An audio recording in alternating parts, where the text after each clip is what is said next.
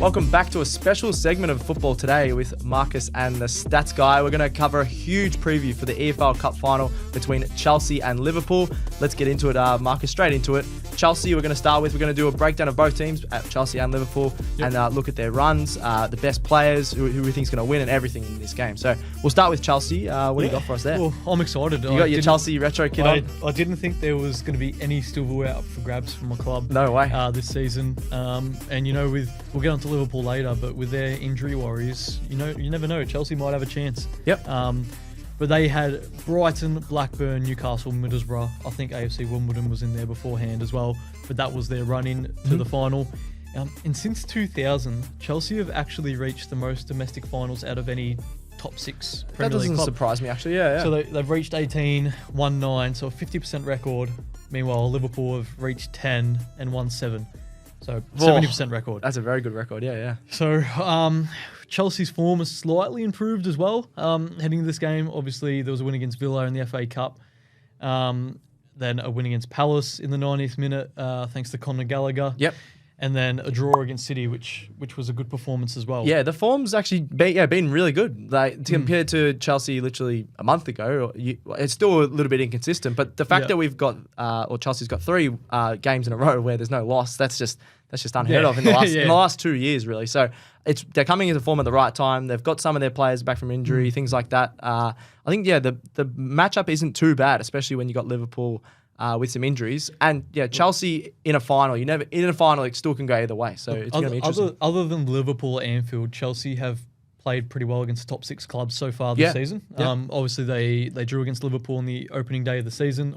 That was a long time ago and a lot has changed. That's all right, yeah. But it's a final. It's a one-off game. Anything can happen. It's at Wembley. No home ground advantage, I guess. No home ground advantage, obviously. So it'll be a great kit matchup, actually. Talking about kit matchup, red versus blue is always the best. And then you got Wembley always splits into half with the home and away, or not home and away crowd, the 2 different crowds. So the one red end, one blue end will look sick, I reckon. That'd be a great photo. Obviously, these two have matched up in domestic cup finals not long ago, which we'll get to later on. Yep. But I think the midfield battle is going to be crucial in this game. Yeah, it really is. Very crucial. That's where the ball has been broken down. Well, sorry, not broken down. The build-up play from Chelsea's midfield has been awesome. That's what's been really good but then it sort of ended sometimes in attack. But yeah, you're right about the midfielders, Yeah, we got Enzo, who's had a good form in the past couple of week or two. Yep.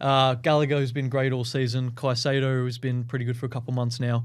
And they play off against McAllister, Endo, and Szoboszlai, assuming that's the starting midfield, which I assume it will be. Gravenberch may be in for Endo, if that's the case, or if Szoboszlai is still a little bit under the weather, because I think he missed the game against Luton with illness. So they'll want him back. I wouldn't even be surprised if he wasn't 100%. They'll probably we'll rest him. They obviously won 4-1 pretty comfortably in the end. Rather start him in a final, at least get him playing until the 50th minute, or just see how long his lungs can take him, and then take him off if that's the case. Yeah, I think it'll be interesting. The other part is their midfield. Just say they bring some of these guys off the bench. That's the only thing between the midfield battle. You got Liverpool have a lot more depth than Chelsea. So just say there's a few guys not injured, but I don't know, are a bit tired or things like that, and Chelsea have to make some changes.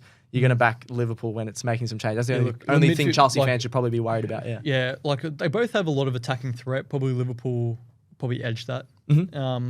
In terms of bench and depth, but there's plenty of young talent on display on the bench as well for both teams. Yeah, there is.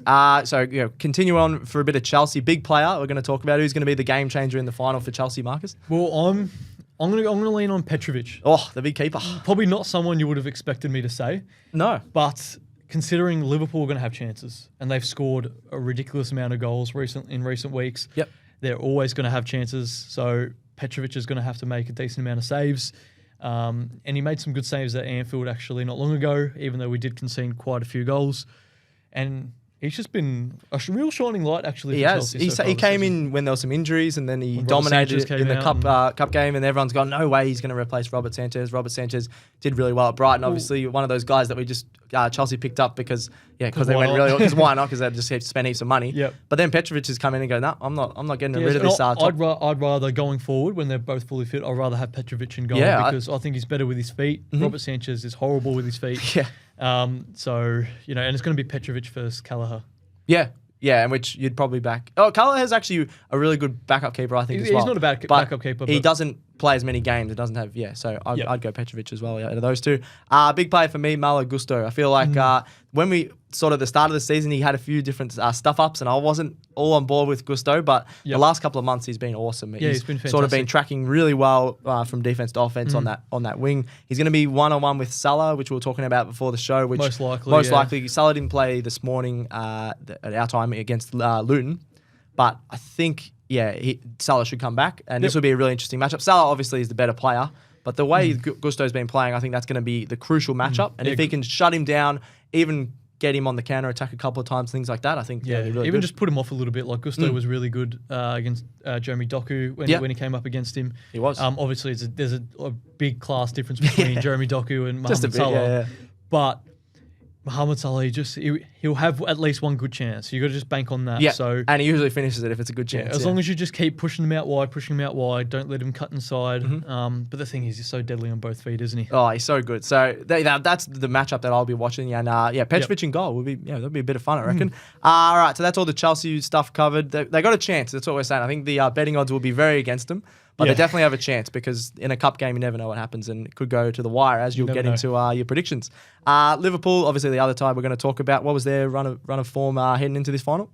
Liverpool faced Leicester, Bournemouth, West Ham and Fulham. So probably a bit harder. I'd say a bit easier than Chelsea's run because Chelsea played Newcastle, Brighton. True, two Premier League teams. Yeah, but although they did face West Ham and Fulham and top of the Championship Leicester as well. But you know what, they've been good so far in the Premier League season. They're top, obviously, pretty good, 5 points. They're killing it. They're pretty darn good. But still, it's just the midfield and their injury worries a little bit for me. In terms of Chelsea maybe snagging a surprise win. So they'll have no Alisson, no Trent, no Matip, no Curtis Jones. Ooh, the big ones. And no Diego Jota either. The big ones there are definitely Alisson, who's been probably the best keeper in the world. He's not saying that's going to happen in this game, but a lot of games he's saved their arse. This season they wouldn't be first. They wouldn't be top of the Premier League. He has saved their arse when they've won a couple of 2-1s or 1-0s and things like that. 100%. Just because Alisson was in goal. Then you got Trent Alexander-Arnold, probably the best passing fullback ever. He's probably been one of the best right backs this season. Yeah, definitely. So those two are the biggest outs. But also Diego Jota is also a pretty big out. Off the bench, he always seems to score. Even if he starts, there could be. Is a he goal definitely out? I think so. Yeah, okay. I think he could be. Yeah. They'll lose him especially when just say Salah's a bit covered. You always can rely on Jota to step in and score a goal. So that'd be really interesting there. Then we got Szoboszlai and Robertson. They're 50-50 at this stage, I think. But that'd be interesting because they really need some of those more experienced guys in there to get them over the line. 100%. And you look at that defense and you're like, Van Dijk is the only. He can cover like 3 people. He's the only mainstay there. Kanate, you could argue. He's been he's really had a decent good. season. But like that defense just looks so not aligned and misjointed. Like you'll have Conor Bradley on the right, who played well against Chelsea. He did, but in big cup final, can he handle the pressure sort of thing? Obviously Van Dijk next to him, Kelleher behind.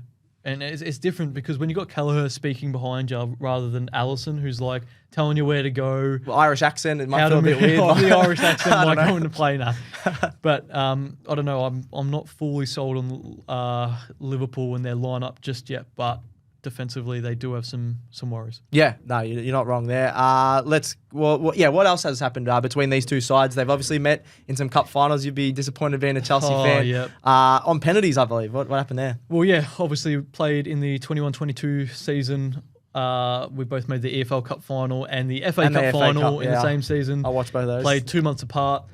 Both games were 0-0 actually, and went to penalties. Liverpool won both times on penalties, which surprise. But I believe was that the game when Kepa. It went 10-10 and Kepa missed his penalty. Yes, that's right. I think that was the EFL Cup. That was the EFL downfall of Cup Kepa game. actually. Those couple of months. I think that was also when against City when he was refused to come off when Kepa did that. There's so many good Kepa stories. But Liverpool do have the edge over Chelsea in these games, particularly in recent years. So I wouldn't be surprised if the game goes to penalties again, which we'll get on a little bit later in our predictions. But that Liverpool and and Liverpool fans would want to send off Klopp once, because obviously he's leaving at the end of the season with few trophies. with a couple trophies. Yep. And it'll be a great start if they could get the EFL Cup final here. Yeah, no, I think they'll roll into and get a bit of confidence if they just win this one. They might even drop off in other competitions if they lose this one, lose a bit of hope and things like that. But yeah, this will be really close. Yeah, it's weird to say, but like Jurgen Klopp, for all his dominance, hasn't probably won enough trophies as he deserves. Probably not, because you've got Pep. Not just Pep, just the amount of players that have at Man City have had stars from all over the world. So he's been a bit stiff. I think there was a few seasons where they've gotten over 90 points, and I think it was the most points without winning the league. They had 97 points. Or 99 I think it was, and they didn't win. 99 points, lost the league. I think they won with 97. Yeah, and then there's other seasons where you can win with a lot of other seasons where you can win with less than 90. We can win with 70. Yeah, I think with Leicester won the league 70. I think they had like high 70s or mid 70s. Yeah, taking nothing away from Leicester, but these two teams are obviously City and Liverpool just been powerhouses. All right, big player for this one, big player for Liverpool. Who are you talking? Yeah, I think it's a little bit obvious, but I'm going to go Van Dijk. Obviously, we mentioned it. No Alisson, no Trent. Robbo, sort of 50-50, came off the bench against Luton. So Van Dijk for me in the defence is the big player. I can't argue with that. He's the skipper, I'm guessing, for this one. He's just a beast. He's still one of the best defenders in the whole world. Just so hard to get through. He even scored this one. He's got such a big head as well. So his head just always ends up getting a goal every couple of weeks. So I wouldn't be surprised if he scores in this one off a set piece. I'm going to go McAllister. A bit of the Argentinian. Got 2 assists against Luton this morning. I know it's probably a bit of recency in my head. The ginger Argentinian. Yeah, the ginger Argentinian, the rarest man on the planet. No, I think he's going to be really good. I think he's... Not that he might not get an assist or things like that, but he's such a crucial player in this team. He sort of was coming off the bench. He's been in their starting lineup and been really good. If you watch a lot of Liverpool games, he sets up a lot of their play. And I think that midfield battle, that, as you said, it'll just be really good to see between Gallagher and him, or Enzo or Caicedo. Really good battle with really good dribblers, and that's what he is. He's a really good dribbler, really good passer. So I think he could be the one that breaks down Chelsea's midfield, and he could be the one that gets him into attack. Well, assuming Chelsea play a little bit more on the front foot than they did against City, I think this could be a very end-to-end sort of game. Yeah. So this would be great to watch as a neutral. Yeah, no, it definitely will be. Just the only thing I'm worried is a lot of these sort of domestic cups in England finals are always so cagey and like maybe nil like or a 1 lot or of teams don't want to go down 1-0. Yeah, sort of thing. They don't want to concede first. I get where you're coming from. Yeah. And actually, I think Liverpool and Chelsea have had more 0-0s in recent history and heaps of draws. Others. And heaps of like 1-1 draws or 1-0 results. So. I don't know, but I'm excited. You're excited, As a Chelsea fan, you got to be excited. You got to be excited, especially when 10th on the table. Yeah, and I'll most likely be going to a Liverpool mate's house to watch it with one of my other mates who's a Chelsea supporter. Shout out Alex and Joel. Oh, nice. That's 2 a.m. What's it called? Australian time. So you got to be pretty passionate for that one. All right, let's finish off with the prediction. We've talked up both teams, said their strengths and weaknesses, who they're playing, who they've been playing, and stuff like that. Yep. What is your prediction for this one? Well, my prediction, it's going to go to penalties is my prediction. Just based off same as the other finals, yeah. But this time, I'm going to go Chelsea get the revenge, just out of pure tribalism and bias. That's a bit of bias, I reckon, yeah. I'm going to go Chelsea. What's the score going to be? Before it heads to penalties. I'll go 1-1. All right. Who's going to be a goal scorer? Give me something. I'll go Cole Palmer from the spot. Okay. Penalty, and then for Liverpool, Mo Salah. Okay. Yep. I'm gonna go the opposite to you. I wouldn't be surprised if this goes to penalties. I reckon it could be a 1-1 as well, but it's gonna go to extra time, I reckon, and then Liverpool just take over. They've done that in so many late goals in the Premier League this season. I reckon Salah. I reckon he might be really quiet, and then extra time he just gets off the leash a little bit. And unfortunately, like once the defender's legs are gone a little bit, and might nutmeg someone or like just turn his shoulder a bit and get out the back a little bit. So I'm gonna say I reckon Núñez might have a bit of a stinker like he did last time against Chelsea. I'm actually a little bit worried if Salah comes up against Chilwell in a 1-on-1 rather than I'd prefer Gusto in a 1-on-1 with the pace and with things Salah like that. than Chilwell, but we'll find out. Yeah, I'm going to go Liverpool 2-1 in extra time, so 1-0 for the full-time whistle.